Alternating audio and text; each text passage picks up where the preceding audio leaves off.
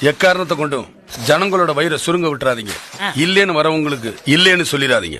அரசாங்கம் செய்ய வேண்டியதெல்லாம் நீங்க ஒத்தாலாந்து செஞ்சுக்கிட்டு இருக்கீங்க. உங்க விருப்பப்படி எல்லாம் நல்லபடி நடக்கும், கவலை விடுங்க.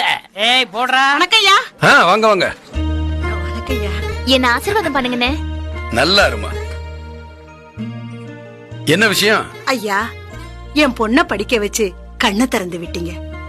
இன்னைக்கு அந்த விளக்கு இந்த ஊருக்கே வெளிச்சம் கொடுக்க வந்திருக்கியா?